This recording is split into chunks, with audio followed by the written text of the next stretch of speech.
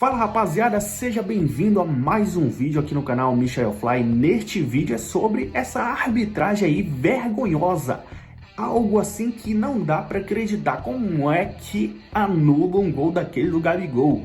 Gente, não deu para acreditar. Olha, os caras... Aquela demora toda, tá entendendo? É para engrossar a porra daquela linha azul. Eu tenho certeza disso. E a CBF? Prova tanto que é uma vergonha que os caras colocam uma imagem sem qualidade. Gente, é brincadeira. Olha, eu quero aqui trazer a sonora do canal ESPN Brasil, porque o jornalista Jean Oddi falou tudo, não só ele como seus colegas lá na ESPN, sobre este lance. Eu já quero aqui pedir a tua inscrição aqui no canal Michael Fly, pedir o teu like, bora deixar o like, rapaziada. O teu like ajuda muito e ativa o teu sininho aí, para você não perder nenhum vídeo postado aqui no canal Michael Fly, beleza? Agora, minha gente, eu peço humildemente a tua atenção, que você assista até o final, preste bem atenção no que o jornalista da ESPN falou. Com certeza, teremos espaço para tudo isso e temos espaço também para reivindicações dos clubes, a modelo do que aconteceu antes no Palmeiras, que havia dito que não falaria depois do jogo contra o Flamengo, né, no Campeonato Brasileiro. Agora é o Flamengo que se posiciona dessa maneira em protesto à arbitragem. Por determinação da direção de futebol, atletas e o técnico Jorge Sampaoli não concederão entrevista após a classificação do Flamengo na Copa do Brasil. Trata-se de um protesto pelos erros repetidos e absurdos durante a partida. Abrir o bico funciona, Paulo Calçade. Só faltou escrever ali a verdade. E por causa disso vamos punir nossa torcida. Porque o linha de passe não vai sair do ar, porque o São Paulo não vai falar.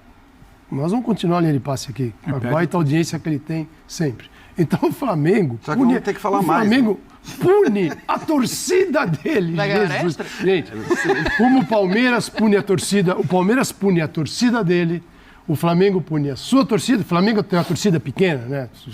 50 milhões, 40 milhões de brasileiros. O Flamengo resolveu punir a torcida. O Palmeiras também.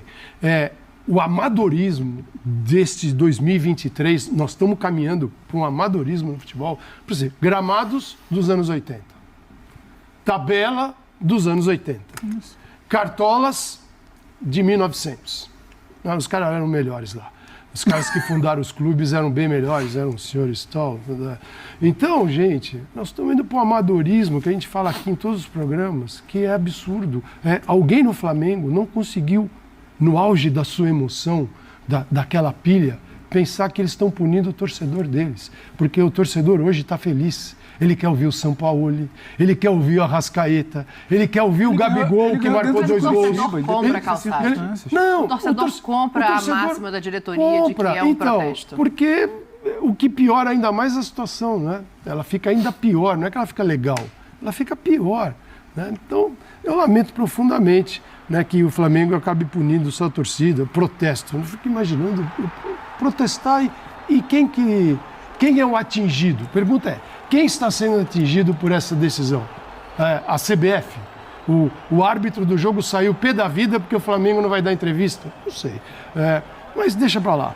É que eu estou vendo assim, a gente caminhar para um amadorismo, né, absurdo de vários clubes brasileiros. Isso está presente em vários clubes.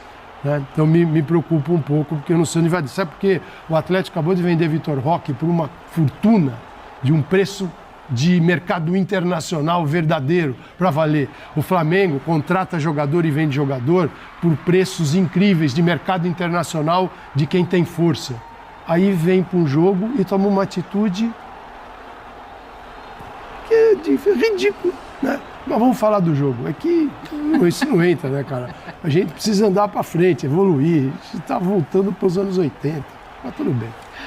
Vitor Birner, você que é um homem livre, que ninguém manda em você, não vai ter jeito hoje, porque a imagem se sobrepôs a nós, Vitor Birner. O seu boa noite já vai ser em cima disso. Daqui a pouco a gente pode falar de jogo, mas o factual se sobrepõe à nossa vontade e enche a tela do linha de passe com um gol anulado de Gabigol e o protesto da diretoria do Flamengo. Birner, boa noite para você. Tudo bem, Dani? Boa noite a você. Desculpe, boa noite ao Pedro. Boa noite. Jean, professor Calçado, e as fãs do esporte. Você quer que eu comece pelo lance de cara, é isso? Por favor, é o que está na tela. É difícil, hein? Porque eu olho o lance primeiro e eu acho que o árbitro errou feio. Aí vem as linhas do VAR, são traçadas. E elas também são difíceis de entender se foram traçadas corretamente. Porque eu comecei a ouvir algumas pessoas, né? Num ângulo parece que ele sai bem de trás. No outro parece que a linha é traçada não no lugar exatamente correto, né? É muito dúbio, né? E eu acho que quando o lance é dúbio fica essa decisão de campo em primeiro lugar, mas eu sou incapaz de dizer se houve ou não houve impedimento. A minha primeira impressão é que o gol foi legal. Minha primeira impressão. Revendo, eu não sei se ele foi legal, se não foi, não sei, é dúvida mesmo. Eu adoraria ter uma opinião aqui para poder dizer foi ou não foi. Adoraria ter essa opinião, mas eu realmente não tenho, não consigo. Se eu disser que foi, eu vou dizer sem convicção. Se eu disser que não foi, eu vou dizer também sem convicção. Mais relevante, acho, foi o bom jogo. Eu gostei muito do jogo, tá? É muito duro segurar o Atlético, muito difícil. Acho que o Flamengo tem problemas e lamento o São Paulo não poder falar. Eu respeito quando não quer dar entrevista, mas esse cara é uma decisão da diretoria que está fazendo um protesto, e quando você protesta por algo, para que algo seja modificado. Mas eu confesso que eu não entendi exatamente. Eu também não entendi o que a direção do Flamengo pretende protestar. A gente acha que a arbitragem é ruim, então a gente vai ficar em silêncio. Me incomoda um pouco, porque a gente está ainda numa semana em que o futebol deveria estar de luto, por causa da morte de uma torcedora de clube. A impressão que eu tenho é que isso fomenta os nervos, os ânimos dos torcedores, assim. Assim como a torcida. Num lance que eu estou falando aqui que é dúbio, não dá para dizer que o Flamengo não é líder do Campeonato Brasileiro por causa da arbitragem. Não dá para dizer que o Flamengo está fora da Libertadores porque não está, e que o Flamengo não estará na semifinal da Copa do Brasil porque está. E conseguiu a classificação, porque hoje num jogo em que a técnica superou o coletivo, porque coletivamente o Atlético foi melhor que o Flamengo. O Flamengo com algumas dificuldades, a marcação da jogada aérea do Flamengo hoje foi fraca, só que o Flamengo é um time que às vezes faz jogos muito bons, outras vezes oscila um pouco, e o que me chama atenção de maneira muito positiva é que esse time parece que readquiriu a confiança. Parece que esse time, quando está sendo pressionado, ele pode até tomar um gol, mas não parece ser aquela equipe que ia para o corner quando estava numa situação muito difícil. Ele continua jogando, ele continua tentando fazer o que o técnico quer, ele continua pensando o jogo, com alguma dificuldade de executar coletivamente um jogo super rebuscado que o São Paulo quer que seja feito. Então eu vejo tantas notícias boas nessa atuação do Flamengo, vejo notícias muito boas na atuação do Atlético, a não ser na questão técnica, principalmente na finalização. E a arbitragem brasileira, mais câmeras, uma linha do VAR, um equipamento do VAR de melhor qualidade. Um é o lado humano do VAR, quem opera. A gente tem tido problemas no Brasil. O outro é a tecnologia do VAR. Estou falando especificamente da ferramenta. Também é complicado. Da quantidade de câmeras, a outra quantidade de câmeras. Então, um jogo, uma final de campeonato tem 40 câmeras, é um tipo de VAR, muito mais qualidade, mais imagens. Um jogo que você transmite pode ter 24, outro pode ter 12. Você vai mudando a qualidade do VAR com a quantidade de câmeras. Sim. Você deixa de ofertar ao VAR, e essa é uma outra questão, né? O VAR deveria funcionar com as imagens de quem transmite, pode ser nossa, de Sport TV, da Globo, não importa. Eu digo, o VAR não deveria funcionar com imagens próprias. Aí é uma outra questão muito mais difícil, porque você vai instalar em todos os estádios e tal. Esse estádio é um dos mais modernos do Brasil. Estádio, uma qualidade altíssima. Mas as imagens estão presas à transmissão. Você não, o que a gente está vendo aqui, o VAR vai ver lá. E capturado. O lance de impedimento, então fica muito difícil dizer se a linha está traçada certa, onde ela está traçada. A sua impressão na primeira jogada foi de quem? Primeira foi de gol. Eu olhei e falei, nossa, vai dar o gol. Revendo, você ficou na dúvida, é isso? Aí fica para cá e para lá, porque... Né, onde a linha... O VAR não era para dar clareza? Não, mas... Então, mas... Eu não sou contra o VAR, eu digo neste caso, eu sou a favor do VAR. Claro. Eu sou contra querer demonizar o VAR agora, numa situação específica. Não, acho que a gente já passou desse ponto, de questionar o VAR. O VAR veio, chegou para ficar e que ele seja melhorado. O VAR é muito questionado. Só pera lá. Uma coisa, antes de falar de VAR, vamos lembrar que o Bandeira anulou o lance no campo. tá? Pode ter errado. E eu fiquei com essa impressão. Depois do final do lance, né? Momento. Diferente Isso. Também achou que foi gol no primeiro momento. Sim, ele jogo esperou, de Palmeiras e Flamengo, por exemplo. Ele esperou o lance terminar e levantou a bandeira, marcando o impedimento que pode ter sido equivocado, e essa foi a minha impressão num primeiro momento. A questão, eu acho que assim, em todo lance de arbitragem como esse, a gente analisa sempre sobre o viés do prejuízo ou do benefício. Prejuízo para X, benefício para Y. E nunca sob o viés da solução. Como é que a gente vai resolver esse problema? Primeiro, a gente não vai resolver, porque outra impressão com a qual eu fiquei é que na hora que o VAR traça as linhas, isso já é uma melhora, porque a gente tem pelo menos a imagem das linhas sendo traçadas. Na hora que o VAR traça a linha, ele traça essa linha no braço do Gabigol e não no ombro onde deveria ser. O que é, em tese, prejudicial ao Flamengo também. Exato. Porque coloca a linha do Gabigol mais pra frente. Ainda assim, e tem um tweet do nosso companheiro Vitor Canedo que coloca ali, porque como a linha foi traçada, ele congelou no momento em que a linha estava de fato no ombro e não no braço.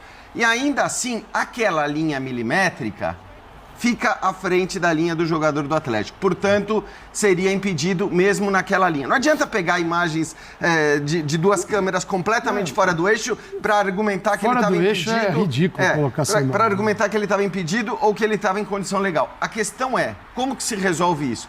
Porque não vai ser com essa linha milimétrica que a gente vai resolver alguma coisa. É muito fácil resolver.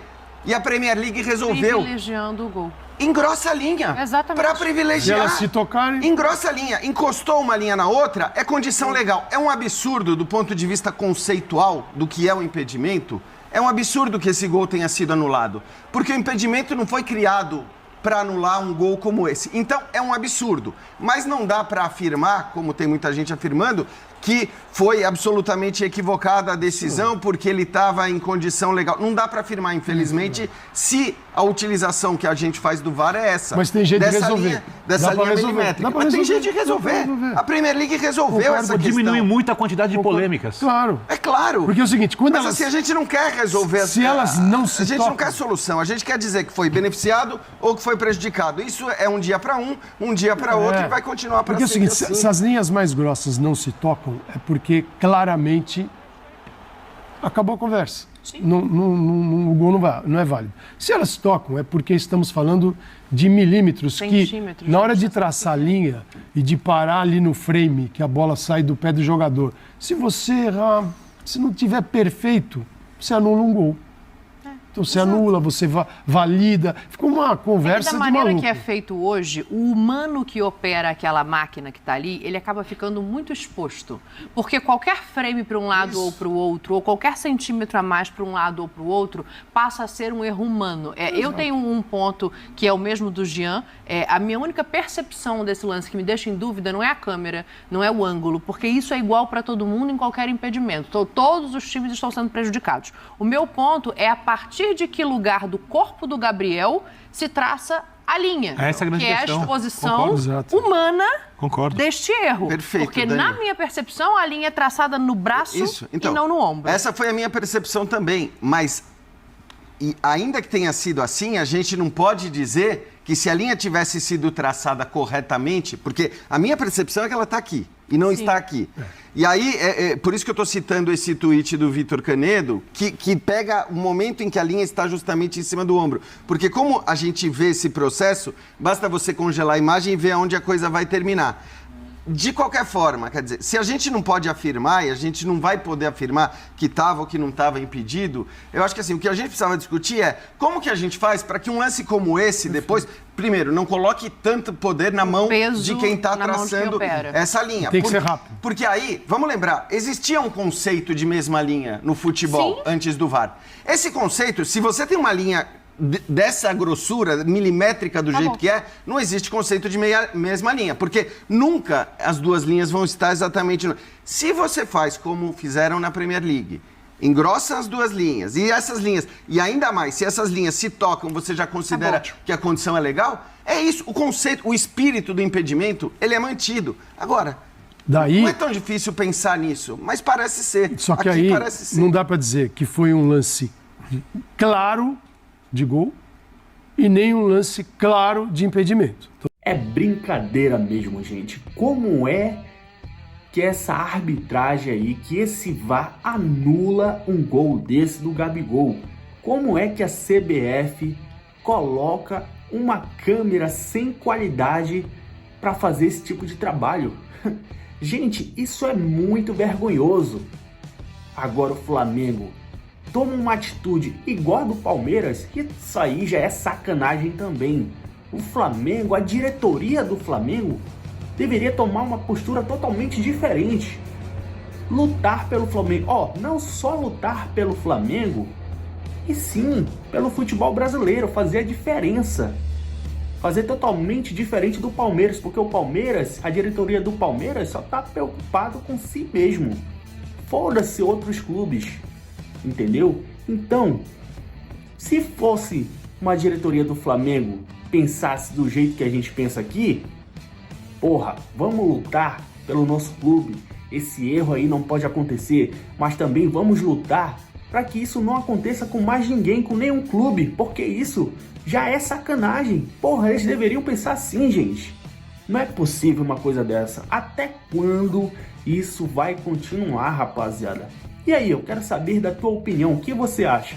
Deixa aqui o teu comentário, que eu quero saber demais da tua opinião. Se inscreva aqui no canal, hein? Você que esqueceu de se inscrever lá no início do vídeo, se inscreva agora mesmo, clicando neste botão vermelho, deixando o teu like, deixa o teu like. Gente, eu tenho certeza que você não vai se arrepender. E ativa aí o teu sininho para você não perder nenhum vídeo postado aqui no canal Michael Flá. Muito obrigado de coração e até a próxima. Saudações rubro-negras.